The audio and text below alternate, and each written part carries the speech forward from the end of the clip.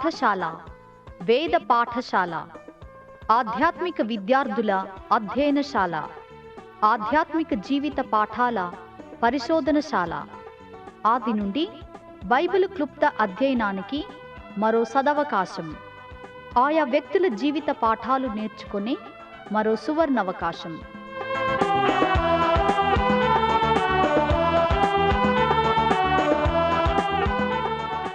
వినండి వేద పాఠశాల నూతన వర్తమానాలు.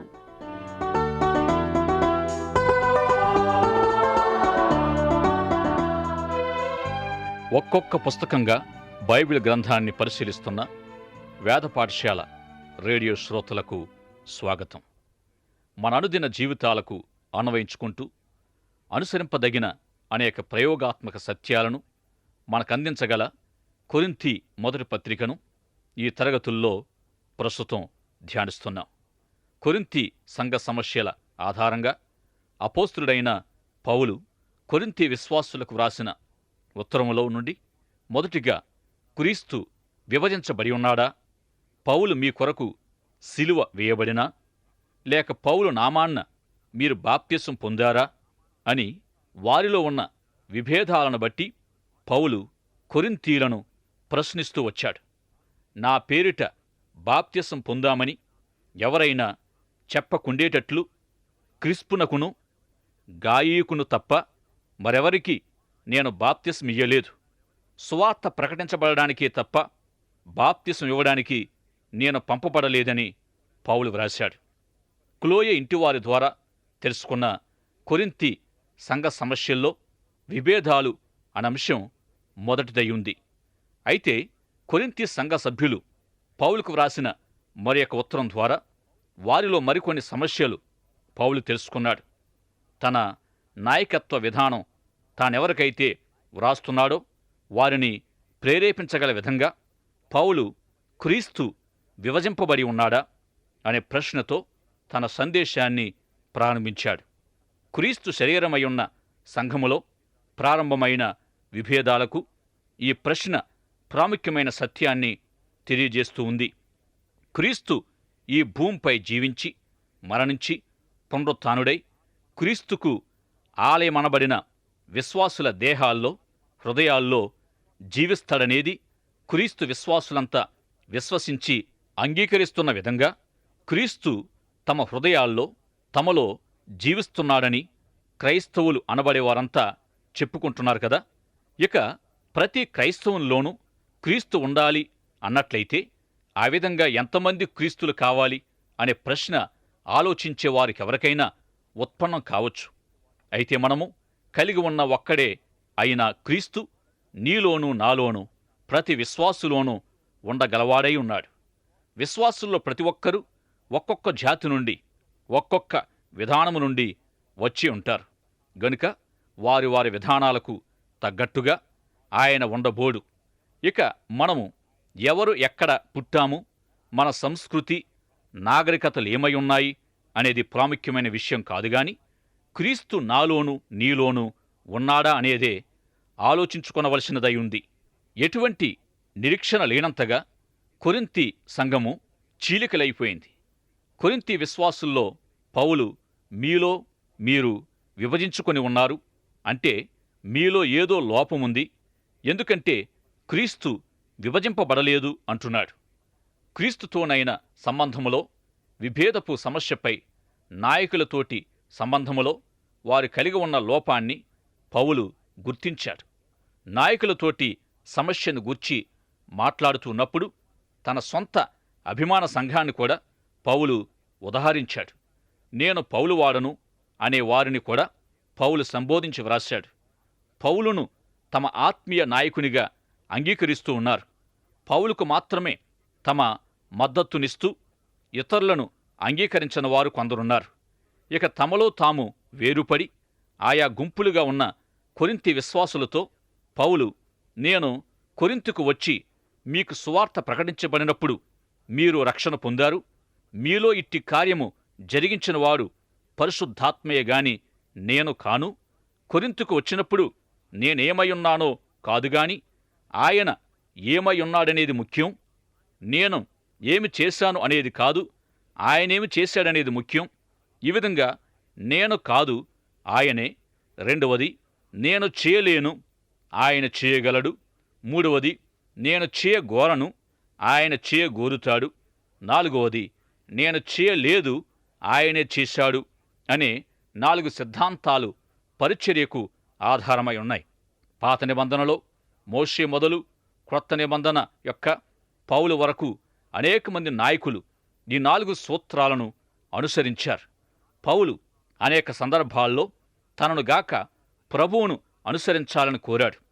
అపోస్తలుల కార్యాలు 18వ అధ్యాయం ప్రకారం పౌలు కొరింథుకు వచ్చినప్పుడు ప్రత్యేకమైన అనుభవాన్ని పొందాడు. ఏథెన్సులో పౌలు విఫలమయ్యాడని మనం అనలేము, కానీ ఏథెన్సు పరిచర్యకు కొరింథు పరిచర్యకు మధ్య గొప్ప భేదం ఉంది. కొరింథీ మొదటి పత్రిక మొదటి 2 అధ్యాయాల్లో ఈ విషయం అంతా వ్రాయబడింది. ప్రాముఖ్యంగా మొదటి అధ్యాయం 18వ వచనములో క్రీస్తు యొక్క శిలువ వ్యర్థం కాకుండానట్లు వాక్చాతుర్యము లేకుండా సువార్త ప్రకటించుటకే ఆయన నన్ను పంపెను. ఈ భాగములో మనల్ని రక్షించే సువార్తకు బాప్తిస్మానికి మధ్యనున్న తేడాను పౌలు తెలియజేశాడు.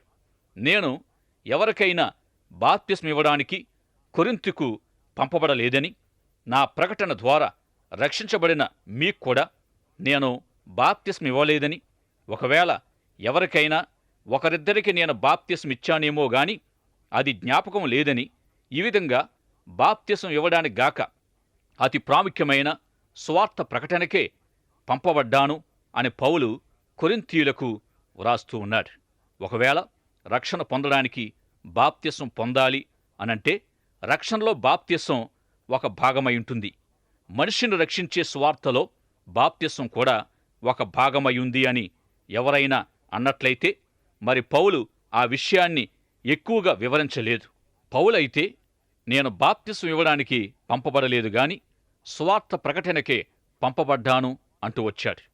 తాను ఏ విధంగా సువార్త ప్రకటించాడో, తన సువార్త ప్రకటనలో ఏమి సంభవించిందో తిరిగి వివరిస్తూనే ఉన్నాడు. మొదటి 4 అధ్యాయాల్లోని విభేదాలు అను సమస్యలపై తనను అభిమానించే కొరింథీ విశ్వాసులతో మొదటి అధ్యాయం 20 వచనములోని మాటలను ఎంతో ప్రాముఖ్యంగా వారికి తెలియజేస్తూ ఉన్నాడు. జ్ఞాని ఏమయ్యను, శాస్త్రి ఏమయ్యను, ఈ లోకపు తర్కవాది ఏమయ్యను, ఈ లోక జ్ఞానమును దేవుడు వెర్రితనముగా చేసి ఉన్నాడు గదా అంటూ ఉన్నాడు. ఈ సందర్భంగా ఆదికాండములో దేవుడు ఆయా వ్యక్తులను అడిగిన ప్రశ్నలను మనం జ్ఞాపం చేసుకుందాం. ఆదికాండము 3వ అధ్యాయములో మనకెదురయ్యే మొదటి ప్రశ్న, నీవెక్కడ ఉన్నావు? 4వ అధ్యాయములో నీ సహోదరుడు లేక నీ తమ్ముడెక్కడ? ఆదికాండం 18వ అధ్యాయములో నీ భార్య ఎక్కడ అనేవి. నీవు ఎక్కడ అనే ప్రశ్నలో చాలా ప్రాముఖ్యమైన సందేశాన్ని మనం కలిగి ఉన్నాం. నీవు ఎక్కడ అనే ప్రశ్నను ఈ భాగానికి అన్వయించినట్టయితే ఈ లోకపు జ్ఞానులు ఆత్మీయంగా ఏ స్థితిలో ఉన్నారు?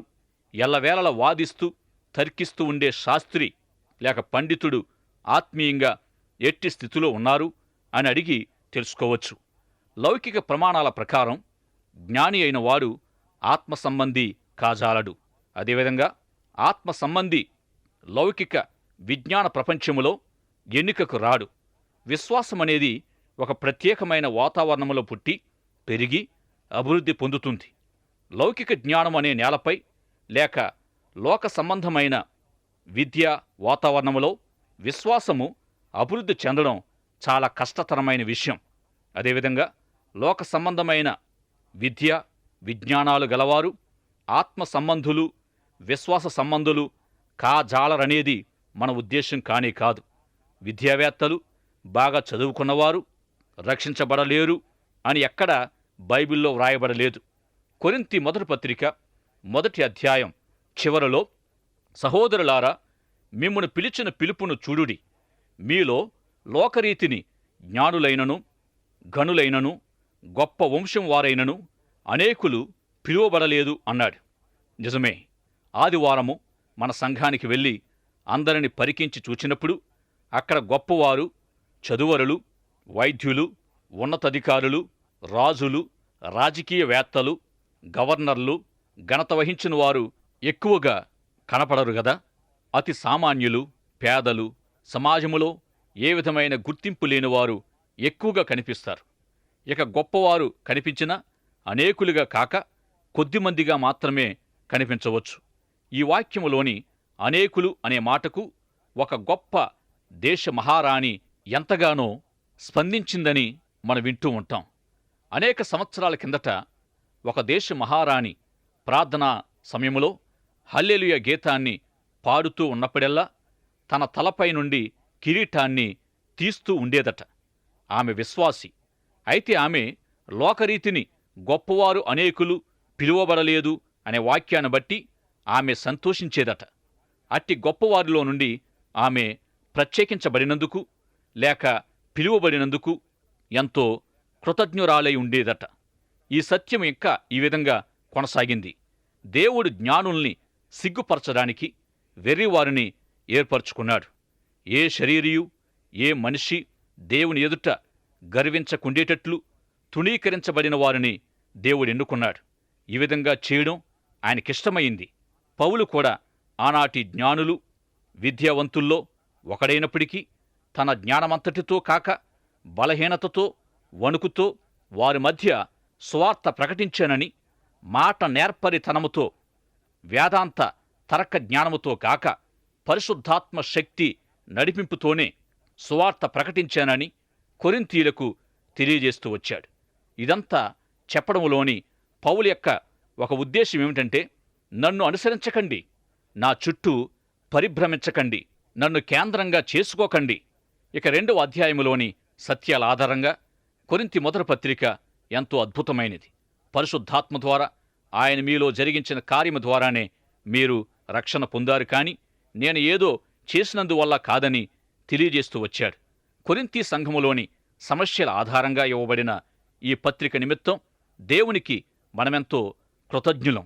కొరింథీ మొదటి పత్రిక 1వ అధ్యాయం 18వ వచనం అతని పరిచర్యలోని శక్తి యొక్క రహస్యమై ఉందని పౌలు చెబుతూ వచ్చాడు. కొరింథీయులు పునరుత్థానాన్ని సందేహించారు, ప్రేమ కొరవడి ఉన్నారు గనుక పౌలు గొప్ప ప్రేమ సందేశాన్ని 13వ అధ్యాయములో ఇచ్చాడు. వారు ఆత్మ సంబంధమైన కృపావరాలను దుర్వినియోగపరిచారు. ఇట్టి వారి సమస్యల ఆధారంగా కొరింథీ మొదటి పత్రిక వారికి ఇవ్వబడింది.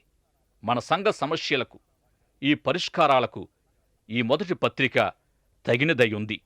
బైబిల్ అంతట్లో కూడా ఈ పత్రికలోని ఆత్మవరాలు, కృపావరాలను గూర్చి ఎక్కువగా ప్రస్తావించబడింది.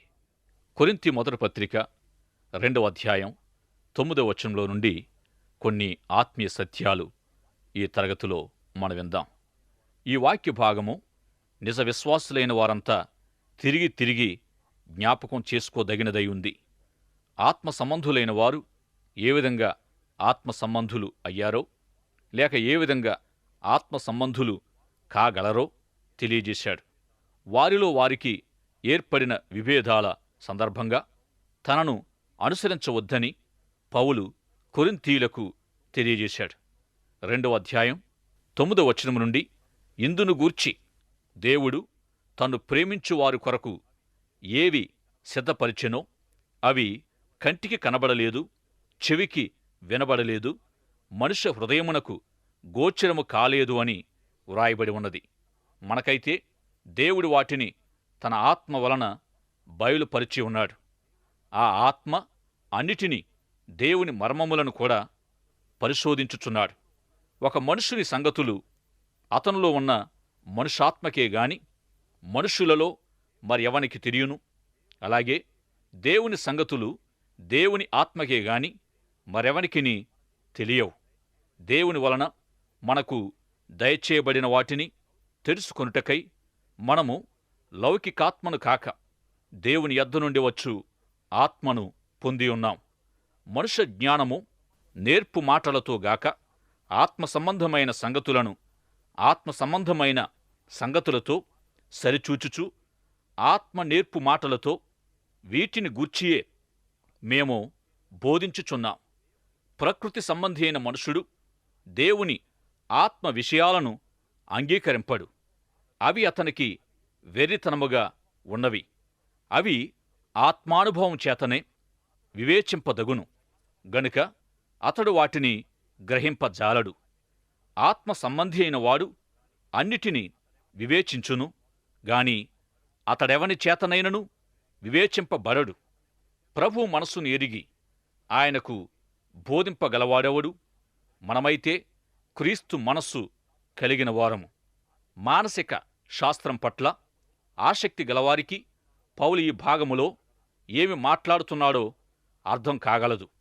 దృష్టి ద్వారము మరియు చెవి ద్వారము గుండా మనము ఆయా విషయాలు నేర్చుకోగలం. ఏదైనా ఒక ఉపన్యాసం మనం వింటున్నామనుకోండి, సదరు విషయాలు వినికిడి ద్వారా చెవి ద్వారము గుండా గ్రహిస్తాం.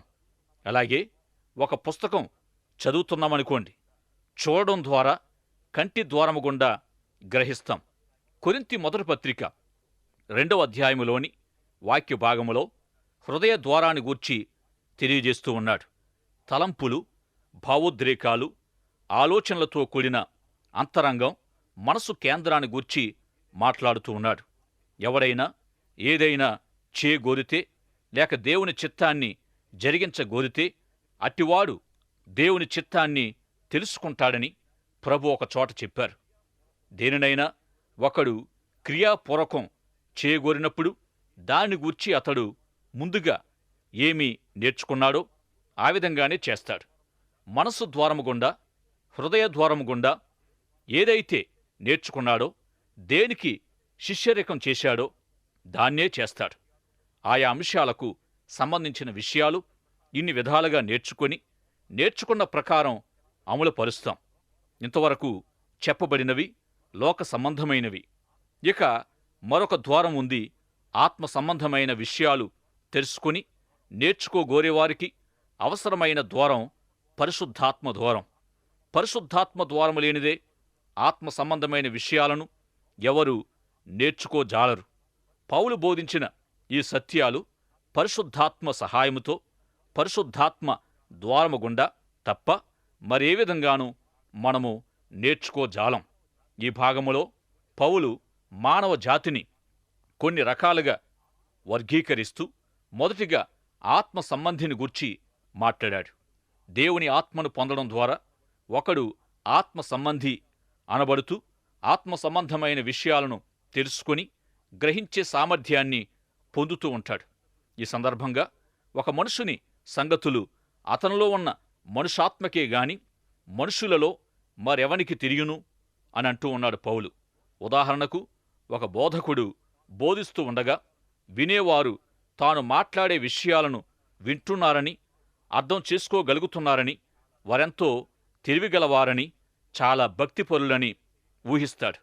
అయితే అంతకంటే ఎక్కువగా వారి ఆత్మనే బోధకుడు తనలో కలిగి ఉన్నాడు అనుకోండి. అప్పుడు వారు ఏమి ఆలోచిస్తున్నారు, లోపల ఎట్టి తలంపులు కలిగి ఉన్నారనేది తెలుసుకోగలడు. వారి ఆత్మను తనలో కలిగి లేనప్పుడు అతడు తన ప్రజల హృదయాన్ని తెలుసుకోలేడు.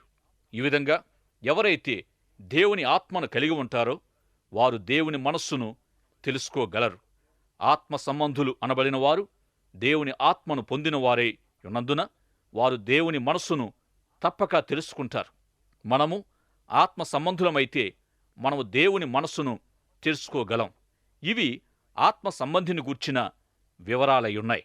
ఇక రెండవ రకము ఆత్మ సంబంధి కానివాడు లేక ప్రకృతి సంబంధి. ఇతడెప్పుడైనా దేవుని ఆత్మను పొందినవాడు కాడు. ఆత్మ సంబంధమైన సంగతులంటే ఇతనికి వెర్రితనంగా ఉంటుంది. ఆత్మ సంబంధమైన విషయాలను అర్థం చేసుకోలేడు. మనం ఎన్నడూ మరిచిపోరాని అద్భుతమైన సత్యాన్ని పౌలెక్కడ తెలియజేస్తూ ఉన్నాడు. అదేమంటే ప్రకృతి సంబంధైన మనుషుడు ఆత్మ విషయాలను గ్రహించజాలడు. ఆత్మ సంబంధులే ఆత్మ విషయాలను గ్రహిస్తారు. ఆత్మ ద్వారము గుండానే తప్ప మరే ఇతర ద్వారము గుండాను ఆత్మ విషయాలను గ్రహించడం సాధ్యం కాదు.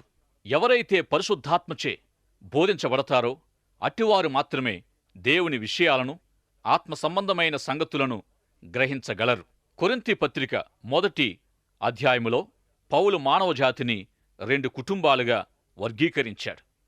మొదటిగా దేవుని ఆత్మను పొంది ఆత్మ సంబంధమైన విషయాలను గ్రహించి వివేచించగలవాడు కాగా, రెండవ రకము దేవుని ఆత్మను పొందక ఆత్మ సంబంధమైన విషయాలను గ్రహించి వివేచించలేని ప్రకృతి సంబంధి అయి ఉన్నాడు.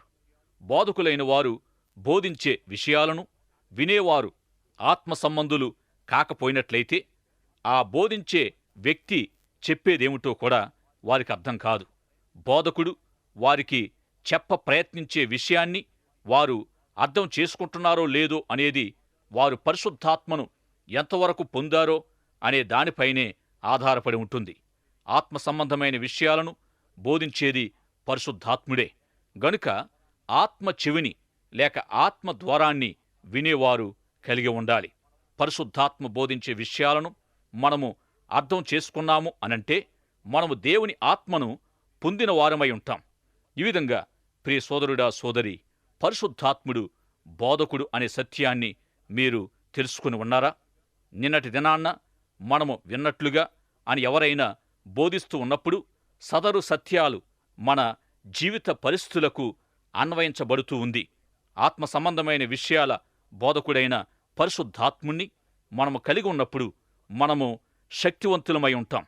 పరిశుద్ధాత్ముడు మన బోధకుడై ఉన్నప్పుడే మనకు ఆత్మ సంబంధమైన సంగతులు తెలియచేయబడతాయి.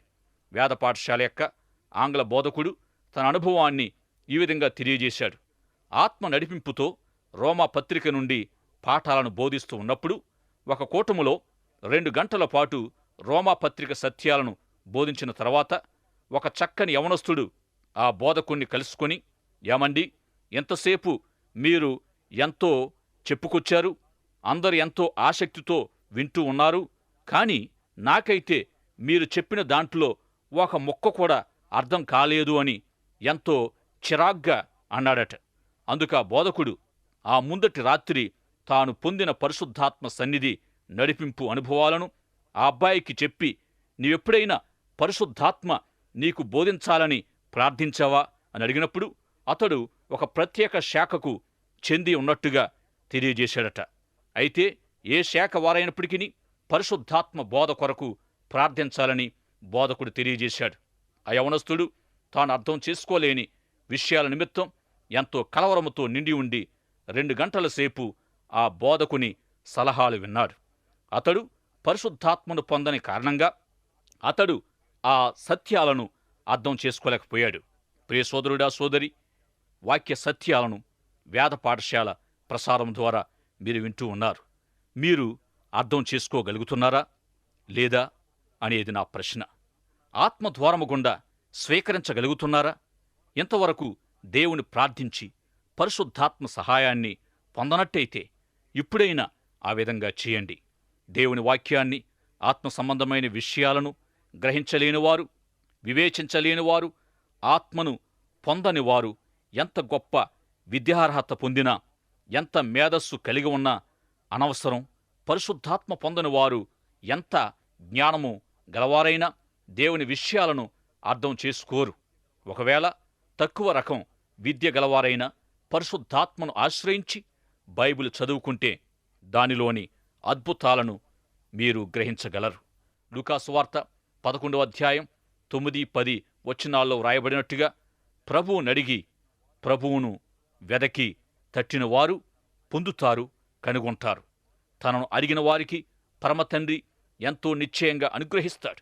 ఈ విధంగా పొందినవారు ఆత్మద్వారము గుండా ఆత్మ విషయాలను గ్రహిస్తారు.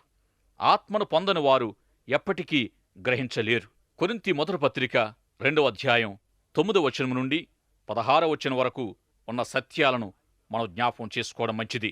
నాయకులను కేంద్రంగా చేసుకుని ఉన్న కొరింథీ సంఘస్థుల్లో తన చుట్టూ చేరుతున్న వారిని ఉద్దేశించి పౌలు, నన్ను అనుసరించకండి, నేనేదో గొప్పవాణ్ణి అయినట్టు నన్ను వెంబడించకండి, నేను ఏమీ కాను అంటున్నాడు. నా ద్వారా పరిశుద్ధాత్మ మీలో జరిగించిన కార్యాలకు నేనొక సాధనాన్ని మాత్రమే, దేవుని సేవకుని మాత్రమే అని వారితో పౌలు అంటున్నాడు. వారిని 1వ అధ్యాయము 1వ వచనములో పరిశుద్ధులని పిలిచిన పౌలు వారి సమస్యలను తెలుసుకున్నాక పేతురు, అపొల్లో, పౌలు మొదలైన నాయకుల చుట్టూ కేంద్రీకృతమై ఉన్న వారి జీవితాలను బట్టి వారిని ప్రభువులో పసిబిడ్డలని అంటున్నాడు. పౌలు ఎవడు, అపొల్లో ఎవడు? ప్రతిదానికి ప్రభు అనుగ్రహించిన కృపావరం మేరకే వారు పనిచేశారు. నేను నాటాను, అపొల్లో నీళ్లు పోశాడు, వృద్ధి కలుగజేసిన వాడు దేవుడే అని అంటూ ఉన్నాడు. మన సంఘ సమస్యలకు, ఈ పరిష్కారాలకు ఈ మొదటి పత్రిక తగినదై ఉంది. బైబిల్ అంతట్లో కూడా ఈ పత్రికలోని ఆత్మవరాలు, కృపావరాలను గూర్చి ఎక్కువగా ప్రస్తావించబడింది. ఈ ధ్యానాలు మీ ఆత్మీయ జీవితాలకు మిక్కిలి ఆశీర్వాదకరంగా ప్రభు మీకు చేయునుగాక. ఆమేన్.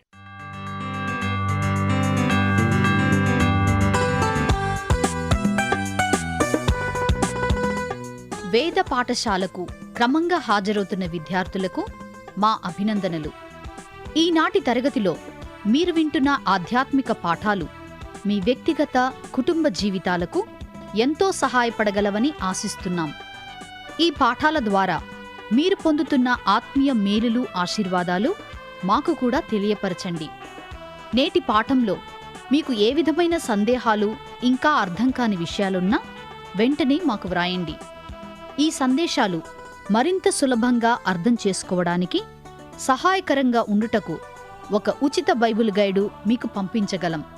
మా చిరునామా: వేద పాఠశాల, విశ్వవాణి, తపాలా సంచి 4, సికింద్రాబాద్ 500017.